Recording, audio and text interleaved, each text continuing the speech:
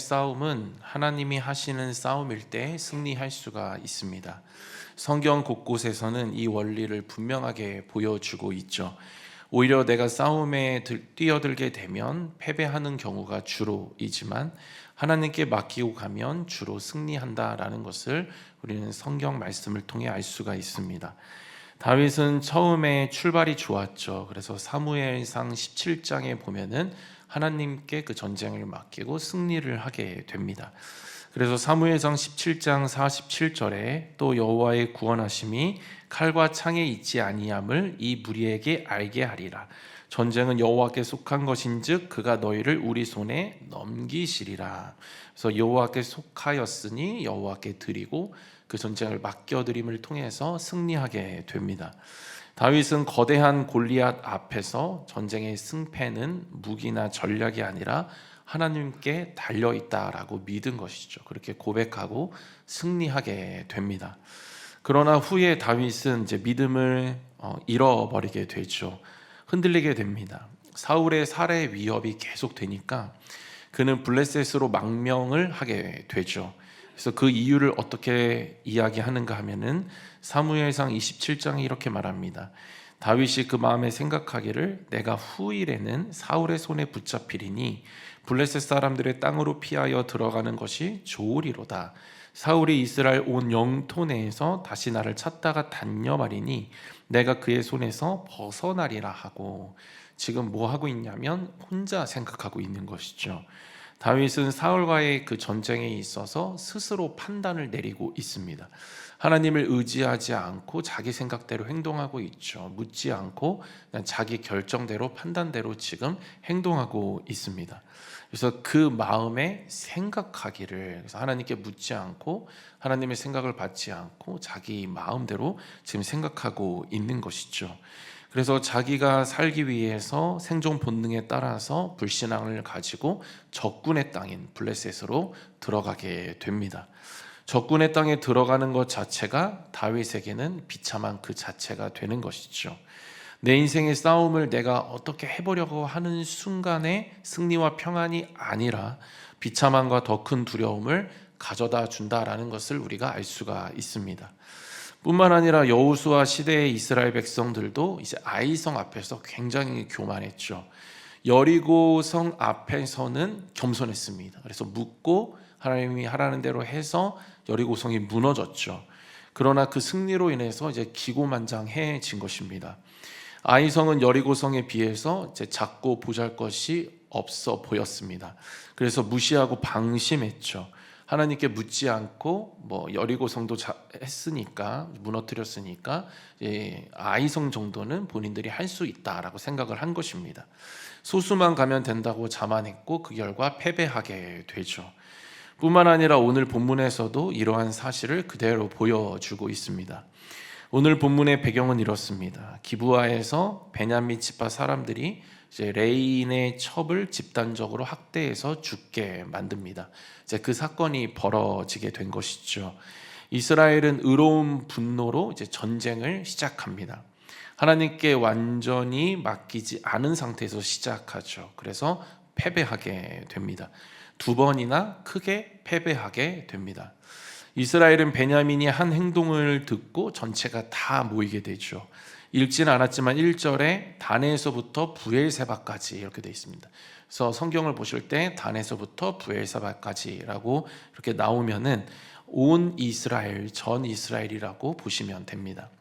이스라엘 전체가 미스바에 이제 집결을 하게 되죠. 이제 군사들이 오늘 읽었듯이 40만 명이나 된다 이렇게 된 전사가 그렇게 모였다 이렇게 되어져 있습니다. 근데 그들이 모이는 동기를 보니까 뭐라고 되어 있냐면 하나님의 공의를 세워야 된다, 악을 제거해야 된다, 이렇게 뭔가 하나님의 의를, 하나님의 공의를 위해서 하는 것처럼 지금 이제 모이고 또 그렇게 이야기를 하죠. 그러나 저희들이 읽었듯이 하나님을 위한 일이 아닌 것이 금방 드러나게 됩니다. 이들은 자기 의가 충만했던 것이죠. 지금은 이제 사사 시대입니다. 우상 숭배하고 영적인 음행에 빠져 있는, 영적으로 굉장히 타락하고 무너져 있는 시대이죠. 하나님께서는 2번의 패배를 통해서 회복시키시는 것입니다. 이스라엘의 영적 상태와 죄를 깨닫게 하시고 회복과 승리로 이제 인도하시죠. 그런데 이스라엘 백성들은 이 영적인 상태, 좋지 않은 그 영적인 상태 가운데 있었기 때문에 자기 의로 충만했고, 그래서 하나님께 묻는다고 묻고 뭐 하나님 의지하는 것처럼 보이지만 모두 다 형식적이었습니다. 그러니까 제대로 된 물음이 아니었다라는 것이죠. 그것을 이제 알 수가 있는데, 먼저 이스라엘 백성들 중에 리더십들이 이제 죽인당한 여인의 남편 그 레이 사람에게 자초지종을 묻고 이제 듣습니다. 그러자 이스라엘 사람들은 크게 분노하면서 악을 제거해 버리지 않아가면서 마치 하나님을 위해서 하는 것처럼 이제 결단하고 막 이제 마음을 모으게 되죠. 그리고 나서 베냐민 지파에게 범죄자를 넘겨라 이렇게 요구를 하니까 베냐민 지파도 교만하니까 범죄자를 내어줄 수 없다 이렇게 보호하고, 그래서 전쟁이 시작이 됩니다. 그래서 오늘 본문 13절 14절에서 그거를 기록하고 있습니다. 같이 읽겠습니다. 그런즉 이제 기브아 사람들 우리가 그들을 죽여 이스라엘 중에서 악을 제거하여 버리게 하라. 자손이 그들의 형제 이스라엘 자손의 말을 듣지 아니하고 도리어 성읍들로부터 기브아에 모이고 나가서 이스라엘 자손과 싸우고자 하니라. 근데 이상한 점이 나오죠. 18절에 이스라엘이 하나님께 묻죠.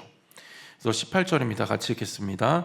이스라엘 자손이 일어나 베델에 올라가서 하나님께 여쭈어 이르되 우리 중에 누가 먼저 올라가서 베냐민 자손과 싸우리이까 하니 여호와께서 말씀하시되 유다가 먼저 갈지니라 하시니라. 근데 그 결과는 지금 굉장히 처참합니다. 21절에 베냐민 자손이 기브아에서 나와서 당일에 이스라엘 사람 22,000명을 땅에 엎드러뜨렸으나, 그러니까 22,000명.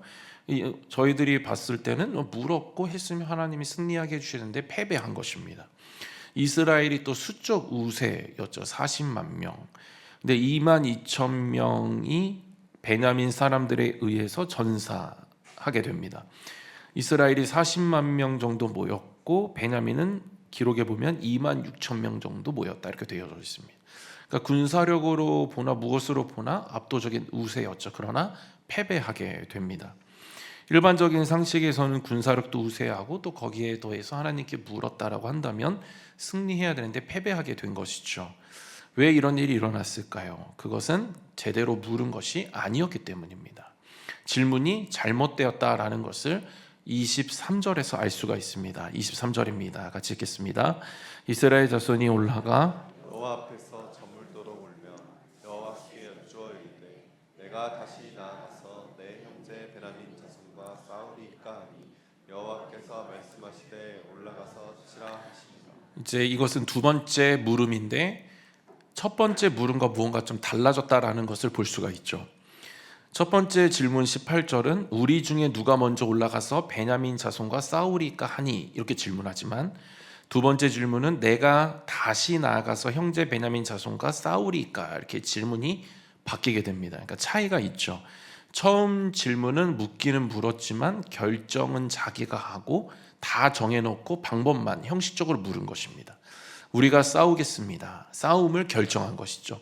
전쟁도 우리가 먼저 하겠습니다 라고 하나님 앞에 우리는 이렇게 하겠사오니 어떻게 했으면 좋겠습니까? 라고 물어본 것이죠.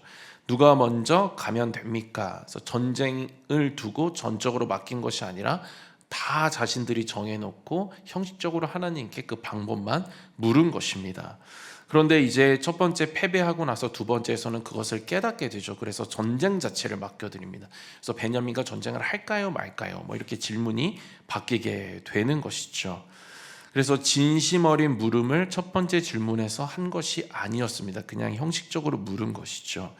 그래서 하나님께서는 자기들이 심판자가 되어서 묻는 질문에 일하시지 않은 것입니다. 본인들이 뭐 악을 제거하겠다, 심판하겠다, 본인들이 심판자가 된 것이죠. 하나님 자리에 간 것입니다. 그리고 나서 형식적으로 물었고 하나님은 거기에 일하시지 않은 것이죠. 아무리 의로운 명분이 있다 하더라도 하나님께 묻고 시작하지 않으면 이렇게 일이 어그러질 수 있다라는 것입니다. 하나님께 전적으로 맡기지 않으면 어려워질 수 있다라는 것이죠. 우리가 의로운 명분 앞에서 더 조심해야 합니다. 의로운 명분이 있죠. 뭐 누가 잘못하고 누가 뭐 치리받아야 되고 징계받아야 되고 맞죠. 그러나 의로운 명분일수록 우리는 더 조심해야 됩니다. 우리는 거기서 잠시 멈추어야 하는 것이죠. 왜냐하면 의로운 명분일수록 확실할수록 우리가 더 앞서기가 쉽기 때문입니다. 상황이 확실할수록 내가 더 확신을 갖게 되죠. 그래서 우리는 심판자의 자리에서 죄를 범하기가 쉽습니다. 지금 이스라엘을 보면 베냐민을 향한 명확한 죄악들의 의분에 가득 찼죠. 명분입니다. 그리고 이제 거기에 의분을 갖는 것이죠. 그래서 의로운 명분 있는데 거기서 당연하다는 것입니다. 당연하다고 하는 것, 그 함정에 빠진 것이죠. 그래서 하나님의 자리에서 본인들이 먼저 하나님의 결정을 자신들이 해버리고 그 형식적으로 또 어떠한 다 정해놓고 하나님은 그냥 어떠한 수단으로 그렇게 하나님 앞에 묻게 된 것입니다. 그래서 실수하죠. 7절에 이스라엘 자손들아 너희가 다 여기 있은즉 너희의 의견과 반책을 낼지니라 하니라 이렇게 되어 있습니다. 지금 뭐 하고 있냐면 이스라엘 자손들아 너희가 다 여기 있은즉 너희의 의견과 반책을 낼지, 의견과 반책을 내라는 거예요. 하나님께 묻지 않고 지금 뭐 너희들의 의견을 내보라, 사람들의 생각을 구하고 듣고 있는 것입니다. 그리고 나서 같이 읽지는 않았지만 8절부터 보면은 본격적으로 자기들이 막 전쟁을 위해서 소통하는 장면들이 나옵니다. 그래서 7절 밝음 읽어드렸고 그래서 자기들 위주로 막 돌아가고 있죠. 그래서 7절에 보면은 주로 나오는 단어가 뭐 너희가 이렇게 나옵니다. 그러니까 너희가 정해라 뭐 이렇게 나오고 8절에 우리가, 그리고 9절에 우리가, 10절에 우리가, 그리고 11절에 이스라엘 모든 사람이 하나같이 합심하여 그 성읍을 치려고 모였더라 이렇게 나옵니다. 그러니까 지금 하나님이 한 번도 등장하시지 않습니다. 우리가 하나님께 묻자, 하나님이 어떻게 인도하실지를 구하자, 선지자를 불러라 뭐 이런 얘기 하고 있지 않고 지금 뭐 하고 있냐면 너희가 우리가 그래서 우리가 마음을 합해서 가자, 자신들끼리 결정하고 판단하고 있는 것이죠. 이들이 모여서 하는 이야기와 결정을 보면 하나님이 없습니다. 하나님께 묻는 것도 없고 하나님을 앞장세우는 것도 없고 누구 하나 하나님 이야기를 하지 않죠. 그러나 명분은 뭡니까? 하나님의 의를 위해서, 하나님의 이 거룩함을 위해서 뭐 이런 식으로 포장하고 지금 하고 있는 것이죠. 교만인 것입니다. 의로운 분노 뒤에 숨어서 그렇게 하나님의 이름으로 한다고 하지만 결국엔 자기 의가 강한 교만함이 그 가운데 숨어 있는 것이죠. 그래서 심판에 대한 판단 또한 자신들이 하고 있으면서 마치 하나님을 위해서 하는 것처럼 본인 스스로 공동체를 지금 속이고 있는 것입니다. 정할 때도 묻지 않고 끝에 형식적인 절차로만 묻는 그런 행위만을 통해서 스스로 지금 공동체적으로 위안 삼고 마치 하나님을 위해서 하는 것처럼 그렇게 스스로 속이는 그런 행함으로 나아가고 있다라는 것입니다. 당연히 베냐민의 불량배들은 심판받아 마땅하죠. 그러나 심판받아 마땅하다라고 해서 하나님이 이들을 심판자로 임명하신 적은 없습니다. 심판자가 되라고 하나님께서 자신의 권한을 하나님께서 그들에게 주신 적이 없죠. 그러나 이스라엘 사람들은 하나님의 위치에서 자기들이 지금 심판자가 되어서 모든 결정을 교만하게 하고 있습니다. 영적으로 좋지 않은 교회일수록 또 그런 공동체일수록 심판자가 많죠. 명분이 가득합니다. 명분은 가득하고 심판자가 많고, 근데 자신의 명분이고 자신의 의이면서 이제 포장하고 이제 데리고 오는 것이죠. 그래서 교회를 위해서, 뭐 거룩을 위해서, 공동체를 위해서 막 이야기합니다. 그런데 보면은 자기 의 때문이에요. 자기가 불편하고 자기가 그 마음에 꺼리낌이 생기니까 그렇게 하는 것이죠. 그래서 보면 나름대로 다 의로운 판단 기준고 막 기준 가지고 있습니다. 그런데 자기의 판단 기준이죠. 하나님께서 그렇게 하라 그러신 적도 없고 하나님 그렇게 말씀하신 적도 없습니다. 그런데 마치 하나님이 그렇게 말씀하신 것처럼, 하나님 때문에 하는 것처럼 그렇게 포장하고 둔갑해서 하는 것이죠. 지금 보면 이스라엘은 누구 하나 영적으로 바로 선 사람이 없습니다. 그래서 영적으로 무너져 있는 교회, 침체되어 있는 교회일수록 심판자가 많습니다. 그래서 보면은 늘 분열, 늘 싸움, 늘 자기 의견. 그래서 하나님을 뭐 내세우곤 하지만 여기는 자기 의견 피력하고 뭐 이런 일들만 늘 있는 것이죠. 그래서 그런 교회 보면은 사명이 없습니다. 사역이 없고 사명이 없고 뭐 열매가 없어요. 그냥 열매가 없고 사명에 초점이 없으니까 주님 주신 말씀에 관심도 없고 막 이렇다 보니까 뭐가 시작하면 자기네들끼리 심판자가 돼서 싸우는 그런 일들만 있는 것입니다. 사사기 전체를 보면 이스라엘 백성들 지금 그러고 있죠. 영적인 타협이, 우상숭배, 그러니까 뭐 하냐면 공동체 분열이 나타나는 것입니다. 그래서 영적으로 막 무너져 있고 막 이런 공동체에 보면은 하나님을 위해서 한다라고 하지만 결국 그렇지 않다라는 것이죠. 영적으로 좋지 않으니 남의 죄에 하나님의 공의를 가장해서 막 자신들의 분노를 그냥 지금 표출하고만 있는 것입니다.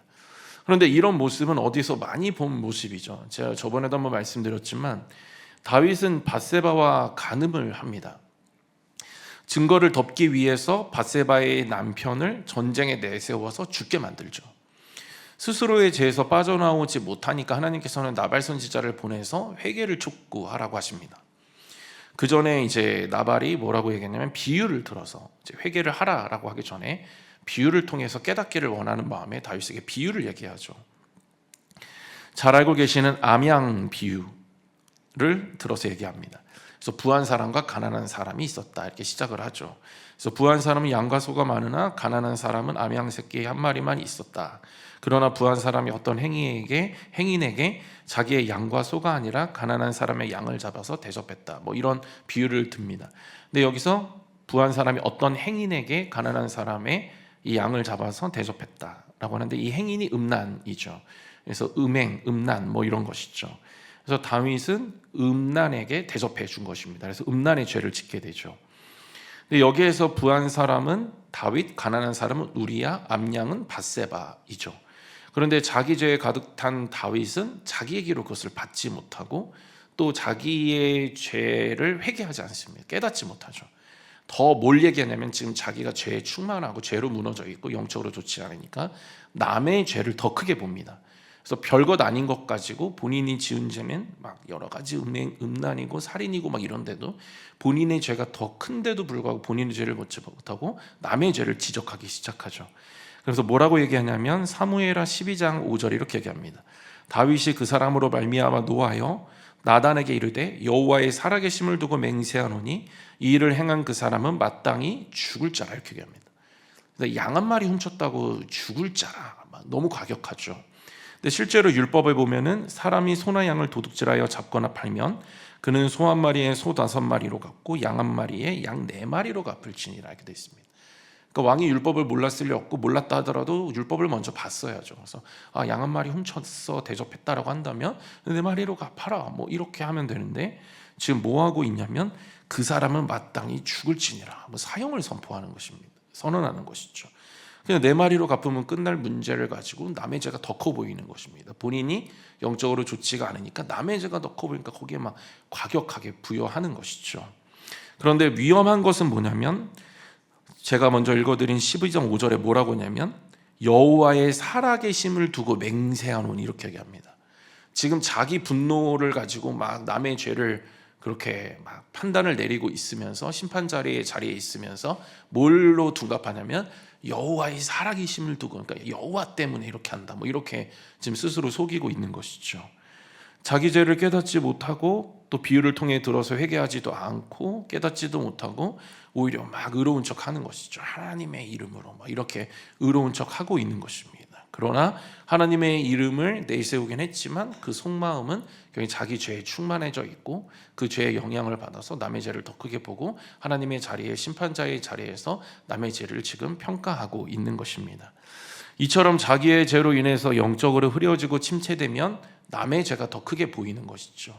그래서 사람은 하나님과의 평강, 그래서 회개하고 하나님 주시는 평안 이런 것들에 있으면 남의 죄에 별로 그렇게 신경 쓰지 않습니다.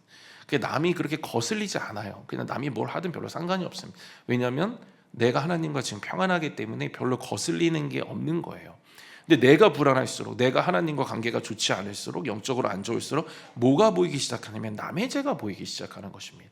그리고 저번에도 여러 번 말씀드렸지만 남의 죄를 지적하는 것으로 뭘 숨기냐면 나의 죄를 숨기는 거예요. 그래서 남을 지적할수록 남의 죄를 크게 내가 평가할수록 나는 저거보다는 조금 낫지라는 그런 잘못된 위안에 빠져서 신앙생활하게 되는 것입니다. 그래서 하나님과의 관계가 소원하면 하나님 관계가 희미하면 죄로 인해서 그렇게 되어져 버리면 자기 뜻대로 심판자의 자리에서 심판을 행하면서 교만하게 신앙생활할 수밖에 없는 것입니다. 그런데 더 위험한 것은 뭐냐면 모든 것이 다 하나님의 이름, 하나님의 교회 이런 것들로 행해진다라는 것이죠. 그래서 우리가 경계해야 하는 것은 하나님의 의를 가장한 자기 의입니다. 그래서 자기 의이면서 자기의 교만이고 자기의 분노이면서 자기의 기준이면서 자기가 심판자의 자리에서 앉아서 그렇게 하는 것이면서 하나님의 이름으로 한다라는 것을 우리는 계속해서 경계해야 하는 것이죠. 그리고 자꾸 남의 죄가 커 보이고 그것을 내 마음대로 자꾸 하고 싶고 그 사람에게 뭔가 내가 생각하는 그런 형벌을 내리고 싶고 막 이렇다면 나를 돌아봐야 하는 것입니다.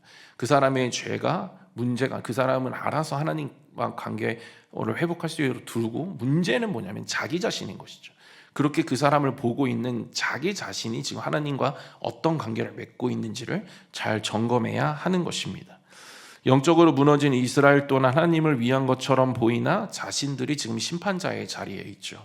이미 자기들이 심판자가 되어서 결정을 하고 지금 묻고 있습니다. 마치 하나님을 위해서 하는 것처럼 보이나 하나님께서는 그것을 받지 않으시죠. 그만큼 이들의 중심이 잘못되었다라는 것을 우리가 알 수가 있는 것입니다. 그런데 또 하나 의아한 것은 무엇이냐면 두 번째 질문에서는 무언가 제대로 한 것처럼 보였으나 패배하죠. 두 번째 질문은 잘 깨달았습니다. 하나님 앞에서 이제 있다 보니 하나님께서 깨달음을 뭔가 주신 것 같고 그래서 그 깨달음을 가지고 우리의 질문이 잘못됐다. 우리가 전적으로 이제 하나님께 맡겨드리자 해서 하나님께 맡겨드리는 기도를 했는데도 패배하죠. 그래서 처음부터 다 맡기는 기도를 했는데도 패배를 하게 된 것입니다. 그래서 1만 8천 명이 전사하게 됩니다. 앞에서 2만 2천 명, 지금 1만 8천 명, 합이 4만이 패배하게 되죠. 엄청난 손실입니다. 애통하면서 전적으로 맡겼죠. 앞에서 막 울며 막 가슴을 치며 막 엎드려서 막 하나님 앞에 서서 하나님 붙으니까 하나님이 조금은 뭔가를 알게 해주셨는데 그래서 이것인가 보다 해서 기도해서 했는데도 안 된 것입니다. 26절에 이에 온 이스라엘 자손 모든 백성이 올라가 베델에 이르러 울며 거기서 여호와 앞에 앉아서 그날이 저물도록 금식하고 범죄와 화목제를 여호와 앞에 드리고 패배한 이유가 26절입니다. 26절에 무엇을 하기 시작하냐면 그날이 저물도록 금식하고 번제와 화목제를 여호와 앞에 드리고 그들이 무엇을 하기 시작했냐면 회개하기 시작한 것입니다.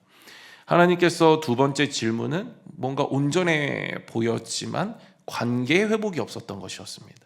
그래서 우리가 기도하면서 묻고 문제 해결을 맡겨드리고 하는데 좀 여전히 좀 막힌 것 같고 이렇다면 관계를 위해서 기도해야 되는 것이죠. 하나님은 관계를 통해서 일하십니다. 그래서 관계를 먼저 회복하시고 관계를 맺으시고 그 다음에 일을 행하시는 것이죠.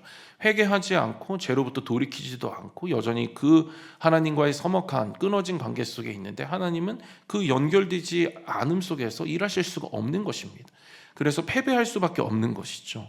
그러자 회개하게 되고 이들은 막 더 하나님을 막 붙들게 되죠. 회개하고 하나님 막 용서해 달라고 막 하고 이제 죄를 회개합니다. 회개하고 나니까 그리고 나서 묻죠. 그러니까 하나님께서 뭐라고 말씀하시냐면 이제 올라가라 전쟁해라 그리고 승리를 너에게 주겠다 이제 보장해 주시는 것이죠. 그래서 28절에 내 손에 넘겨주리라 이렇게 말씀을 하십니다. 그래서 세 번의 대답 중에 첫 번째, 두 번째 대답에서는 승리를 말씀하시지 않죠. 그냥 묻는 것에 그냥 대답은 해주시지만 승리를 보장해 주지는 않습니다. 유다가 먼저 갈지라 올라가서 치라 이렇게 하십니다. 물으니 대답은 해주시지만 이제 관계 속에 있지 않으니 승리는 없는 것이죠. 하고 싶은 대로 해라 하지만 결국에는 하고 싶은 대로 하라라고 하면서 허용해 주시지만 그 가운데 승리는 없는 것입니다. 그래서 때로는 하나님께서는 허용을 하시죠. 그래서 이런 우리의 판단과 이 내버려 두신 이런 것들을 통해서 우리를 깨닫게 해주십니다. 그래서 첫 번째, 두 번째 대답은 비록 패배였지만 하나님의 분명한 목적이 있었다라는 것이죠. 그것은 깨닫게 하시기 위함입니다. 그래서 어떤 신학 자료에 보면 이 부분을 이렇게 설명합니다. 신학적으로 샤알은 인간의 한계와 하나님의 전능하심 사이의 소통 통로이다. 그러니까 여기서 샤알은 이제 히브리어인데 묻다 질문하다입니다. 그래서 다시 읽어드리면 신학적으로 샤알은 인간의 한계와 하나님의 전능함 사이의 소통 통로이다. 그러나 이 통로는 묻는 자의 태도와 관계의 질에 따라 그 기능이 달라진다. 하나님은 때로 묻는 자의 교만함을 꺾기 위해 침묵하시거나 그들의 잘못된 선택을 허용하심으로써 실패를 통한 교육을 시행하신다. 사사기 20장에 나타난 세 차례의 질문은 이러한 샤알의 메커니즘이 어떻게 인간의 영적 상태와 조응하며 승패를 결정짓는지를 보여주는 전형적인 사례이다. 그러니까 하나님은 우리가 결정하고 선택한 것에 대해서 어느 부분은 허용해 주신다라는 것이죠. 자유의지가 있기 때문에 허용해 주시는 것입니다. 그 길을 막지 않으시죠. 그래서 뭐 그렇게 하고 싶으면 그렇게 해라 라고 하십니다.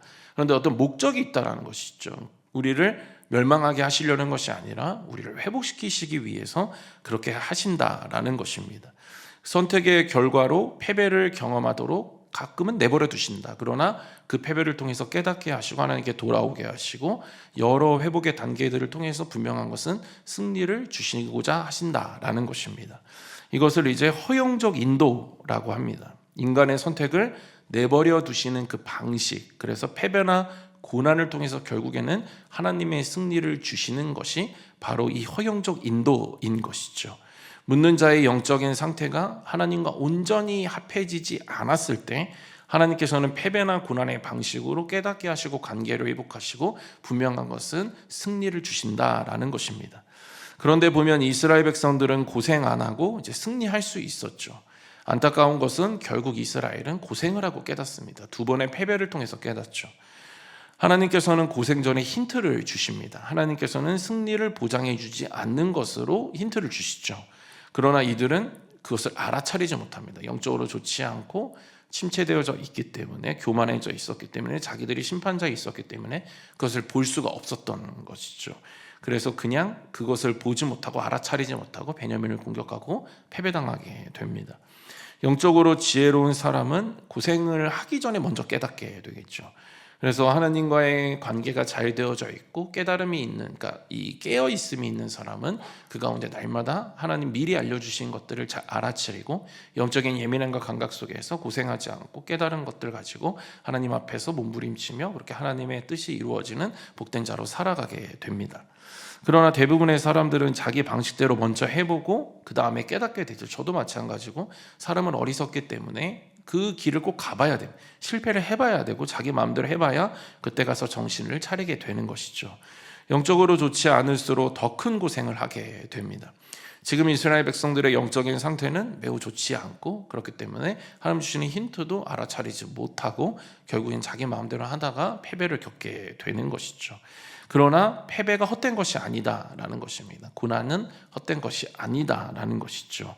은혜입니다. 진짜 불행은 하나님께서 영원히 내버려 두시는 것, 이것이 진짜 불행인 것이죠. 첫 번째 패배의 이스라엘 백성들은 무엇이 잘못되었는지를 어느 정도 파악을 합니다. 자신들이 결정하고 전적으로 맡기지 못한 부분을 깨닫고 다시 두 번째 질문에서 온전히 하나님께 전쟁 맡기는, 전적으로 하나님께 맡기는 질문으로 하나님 앞에 나아갑니다. 그러나 그것 또한 잘 알지 못한 것이었죠. 그래서 회개하지 않았고 한 것이었기 때문에 패배하게 되고, 그래서 또 깨닫죠. 그래서 깨달음을 주시는 하나님의 그 은혜 속에서 깨달음을 가지고 다시 기도해서 하나님과 온전한 관계를 회복하고 또 질문을 회복해서 하나님의 승리를 그들이 맞이하게 됩니다. 모든 고난이 죄 때문에 받는 것은 아니지만 죄 때문에 받는 고난도 있죠. 그래서 내 마음대로 하다가 받는 고난도 있습니다. 이 고난을 통해서 하나님은 죄를 깨닫게 하시고 결국엔 그 관계를 회복시키신다라는 것이죠. 그리고 그 목적은 승리를 베풀어 주시기 위해서입니다. 그래서 고난은 때론 하나님께서 관계를 회복하시고 관계 속에서 일하시겠다 하는 하나님의 신호가 되는 것이죠. 우리가 믿어야 하는 사실은 이것입니다. 지금 힘들어도 무언가 막혀 있어도 이것을 통해 하나님께서는 우리에게 깨달음 주시고 회개할 것이 있으면 회개하게 하셔서 앞으로 하나님의 승리를 베풀어 주신다라는 것입니다. 그래서 우리가 해야 할 일은 패배와 고난 앞에서 자신의 기도를 더 들여다봐야 하는 것이죠. 뭔가 기도는 하긴 하는데 뭔가 자꾸 삶이 자꾸 막혀 있거나 뭔가 영적으로 퍽퍽하고 뭐 이런 느낌이 자꾸 들면 한번 기도를 들여다봐야 됩니다. 지금 내가 다 정해놓고 내 소원대로 이루어지기를 바라는 것은 아닌가, 뭐 이런 식으로 한번 진짜 이것이 하나님 원하시는 기도인지를 한번 들여다봐야 하는 것이죠. 그리고 하나님의 기쁘신 뜻이 잘 헤아려지지 않고 자꾸 뭔가 어려워지고 하면은 회개해야 하는 것입니다. 하나님과의 관계를 회복해야 하는 것이죠. 메인 것들을 풀어야 하는 것입니다. 그랬을 때 하늘에서 풀어지면 이 땅에서도 풀어지게 되는 것이죠.